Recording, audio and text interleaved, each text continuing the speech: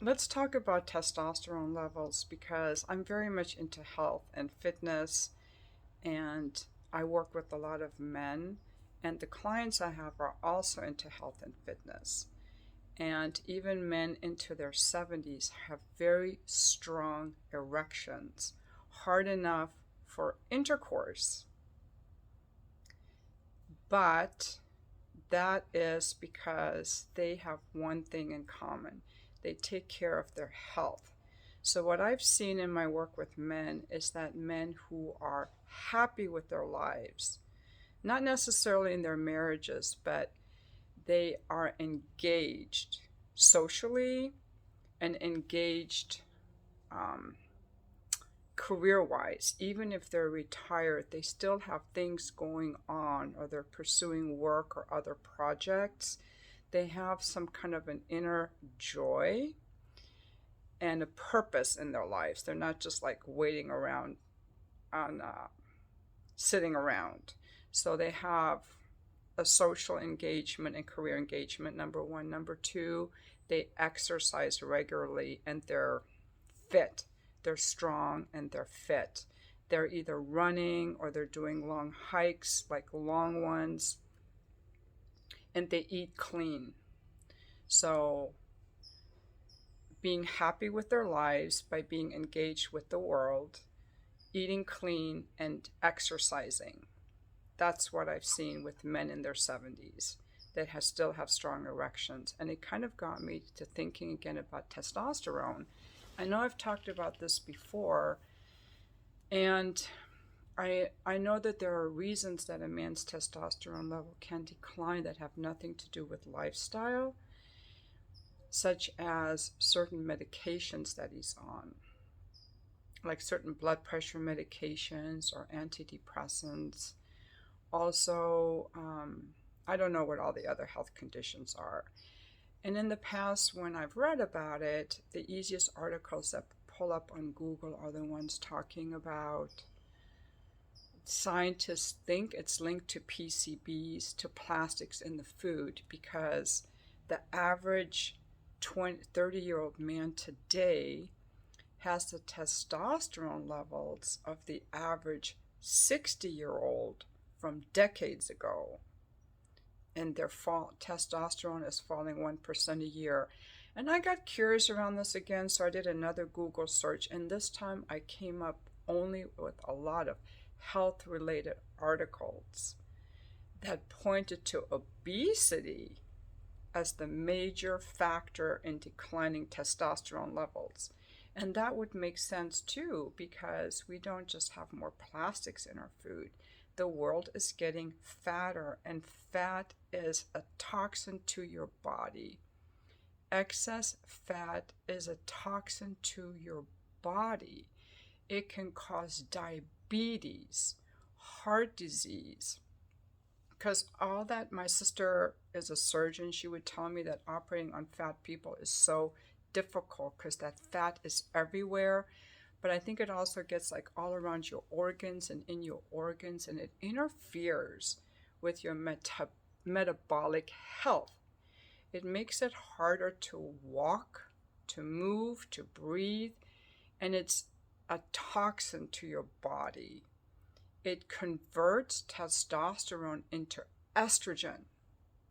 It is, and that is what would make men so much more feminine. Sorry, guys.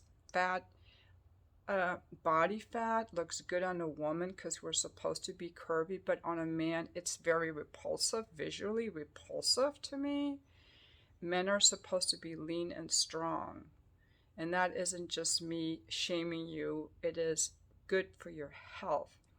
So, what lowers testosterone is obesity, converts your testosterone into estrogen. The other factor is depression. Depression lowers testosterone. And both of these are factors under your control.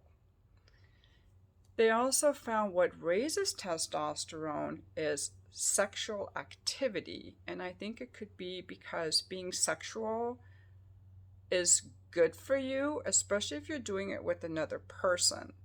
I think if you're doing it to porn, that could lead to depression and isolation and all kinds of other things. So they said physical sexual activity and physical activity, particularly strength training. Now, one thing I've been working on in my training is my grip strength.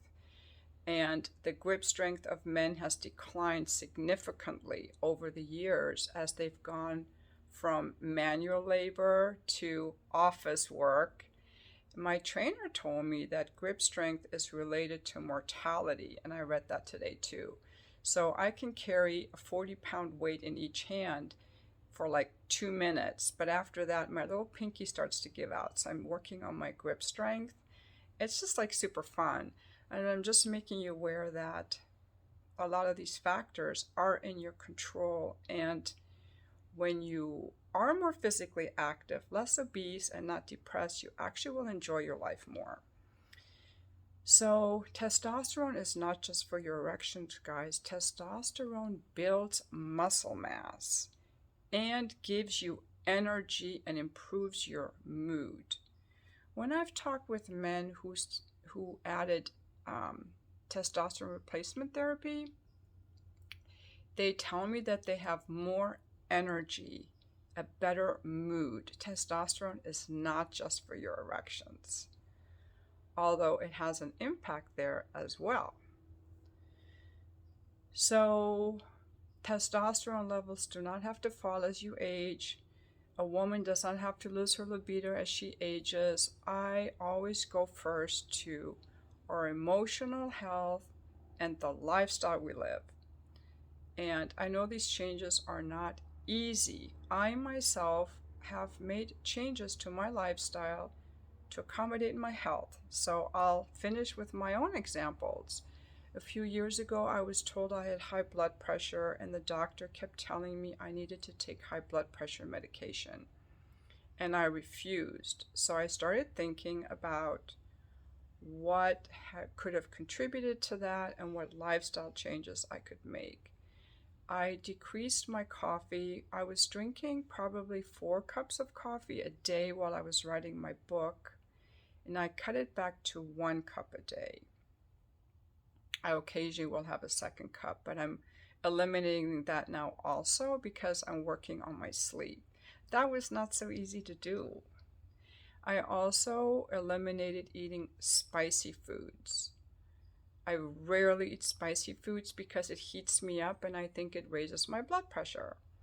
And I'm really aware of my emotional state and keeping myself in a loving space because I think anger can increase blood pressure. So I want to avoid any of those kind of situations. Another example has to do with my sleep. Right now I'm working on my sleep. It means I have to go to bed earlier. It means that I have to eat dinner earlier. Also, when I hit my 40s, I started gaining weight more easily. I used to be able to eat ice cream and chocolates and not gain any weight at all. In my 40s, I started gaining it around my waist. Even now, if I have some ice cream, and I'd only feel more sluggish afterwards because my body is sensitive to that sugar because I don't eat it all the time. But after the next couple of days, I feel it all around my waist, and I don't like how it feels. And I see it, so I'm like, I don't eat sugar or ice cream. Occasionally I will eat it, and then I start seeing it around here, and then I throw the rest out the next day. So these are just some examples that I'm giving you that, it's not always easy to do these things. I don't always want to go work out. Like, I don't wake up going, oh, I want to work out. That's why I have personal training appointments. That motivates me to get up early and to go. Like right now, I'm struggling to get going. I have no personal training on the weekends. So I'm going to go to the gym and just do some lifting on my own. Yesterday I had Pilates and I went running. But I was thinking again about how I didn't want to go out there. It was already hot, and I forced myself even with exercising, the first few minutes are really hard to get going. It's not easier for me because I've been doing it. I'm still in a sedentary state, and I have to get into an active state. And there's a hurdle, an energetic hurdle. And even in Pilates, she keeps adding stuff, that my trainers keep adding stuff and making it harder so it doesn't get easier. The point being that there's an investment required in having a healthy body, and it's worth it. It's an investment required. That's all I want to share with you. Guys, you can be healthy and fit well into your 70s. I will say that men that have higher incomes tend to take better care of their health. They tend to exercise, have social outlets, dress well, and take care of their health. But this should be accessible to anyone, and you have a lot more control over it than you think. I would love to hear from the men if you have experienced changes in your testosterone level just through your lifestyle, through your weight and your exercise and your moods. And thank you for watching my video.